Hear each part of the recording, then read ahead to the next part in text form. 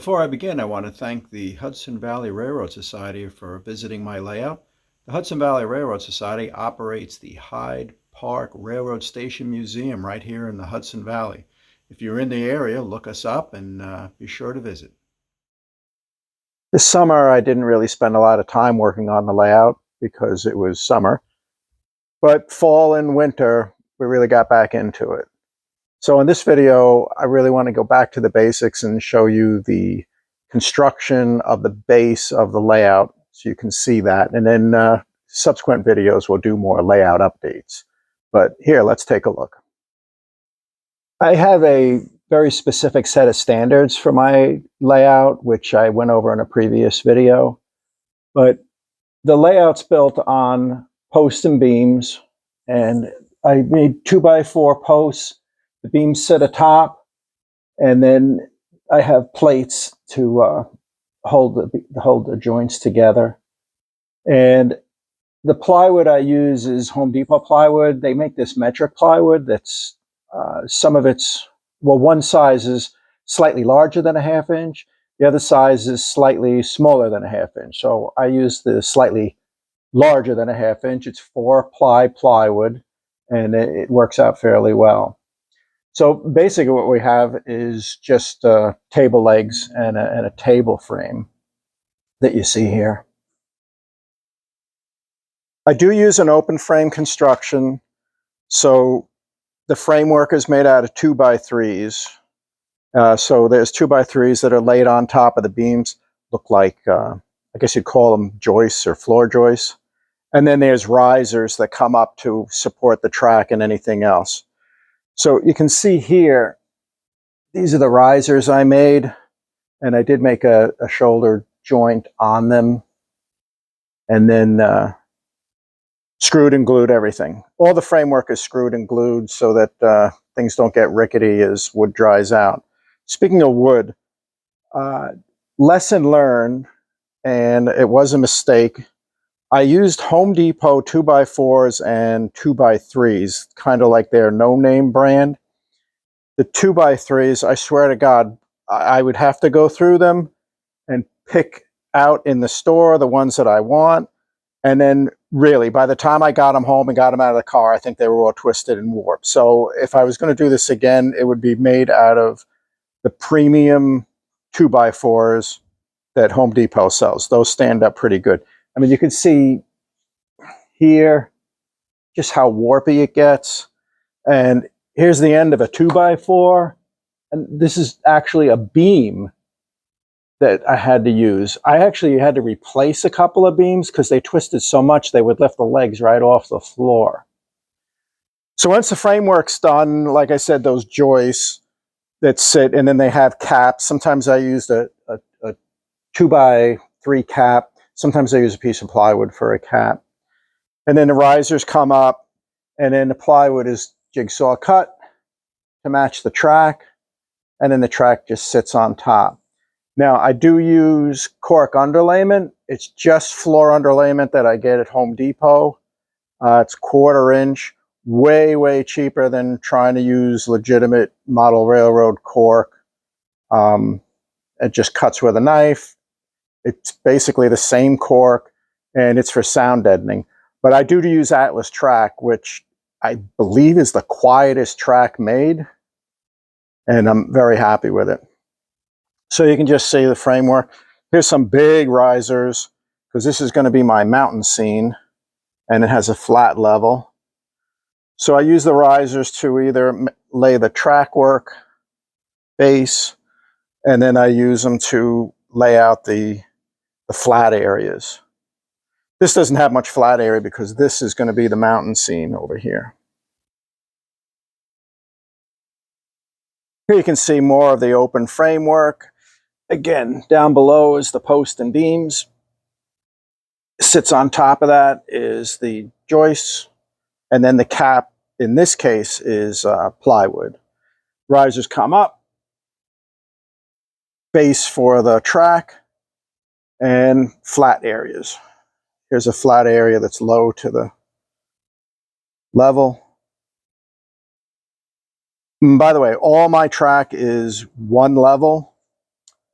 mainly because the trains run smoother that way. And I do have a couple of trains that just don't like inclines. They don't like going up hills, and they don't like going down hills.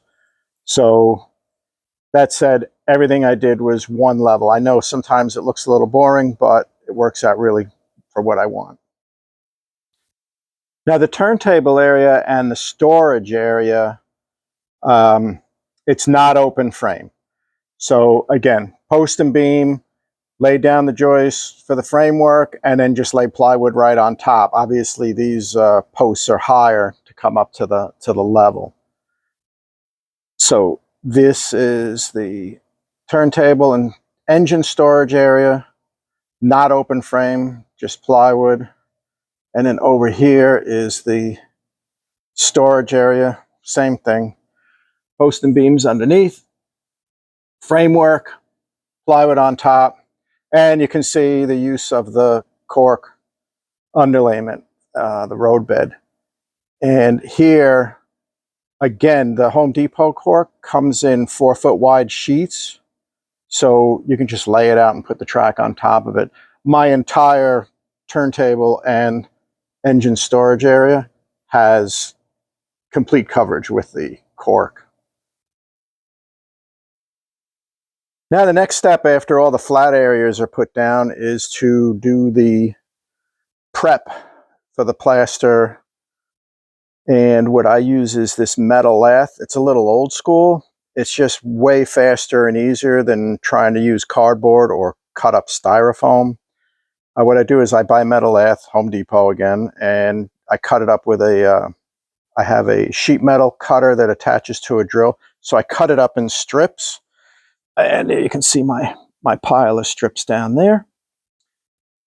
And once they go in, I staple them to the wood and cut them with, tin snip shears. And what I do is I do this to prep for what I use is paper mache, and then I go with the plaster on top of that. So you can see this area is getting done.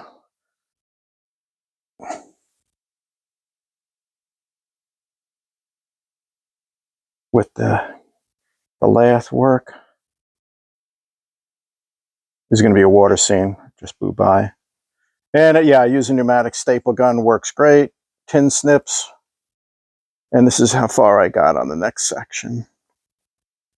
Then I go with paper mache. And the only place I've got paper mache that you can see is over here. For paper mache, I just do make my own. It's paper towels dipped in watered down glue, regular wood glue that you buy by the gallons. And I just lay that on. It's good. It makes like a pretty strong surface. It's way cheaper and sticks much better than the, that plaster cloth that everybody uses. I mean, I have used plaster cloth in the past, but this just works out much cheaper and it's easier and it sticks really well. The plaster cloth I found didn't stick too well to the plywood. And then you can see the plaster goes on and then it gets painted. Now the plaster I'm using is Structolite. Again, it's Home Depot product and it is cheap. It's easy to work with, has a long, mix life, work time, mix time.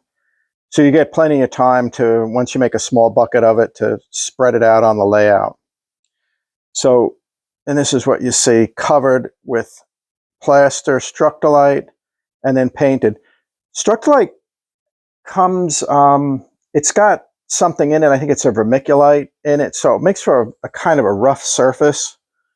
So this area I did and just left it natural the way Structolite does it. This side I sanded because I wanted to see what the difference was. I mean, not that it matters. It's all going to get covered by ground cover anyway. So you can see the flat areas here. You can actually see some of the paper mache area here. And then it got plastered. You can see this area. And I've made it all the way down to here. And so that's all lathe, then paper mache, then plaster, and then paint. And now it's getting ready for the help I need with landscaping and ground cover. This area here got framed out differently because I wanted to create an underwater scene. I got inspired by one of the professional layout building companies had made an underwater scene similar to this, where you could see it from the edge. And then all I plan to do is place a piece of glass on top here so I can put boats and such on it. And then underwater, you'll get the underwater scene down here. So that's the only really unique area that's framed differently. I did see online there was a layout, I found it on YouTube, and they had the idea of, instead of making those edge of the planet kind of flat sides on the layout, they made it so that the feeling of maybe there's water or something. So it's, instead of the edge of the world, it's like the edge to the water. So that's kind of the look that I'm going for here. I mean, I do have some flat edge of the world pieces like you can see here, but most of it I'm trying to do the plastering all the way down to the edge. So again, it gives that, maybe there's a river here or something, and that's why the land ends. Here's another view of that edge of the layout look that I was going for.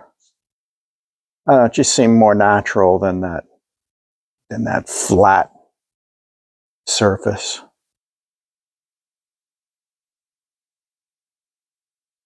There's the play for it. Thanks for watching. My next video will be a layout tour, so please consider subscribing, liking.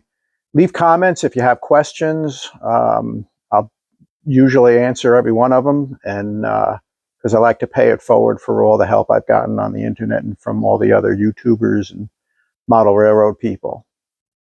And I'll leave you with some trains running, and we'll see you again soon. Thanks for watching. Bye-bye.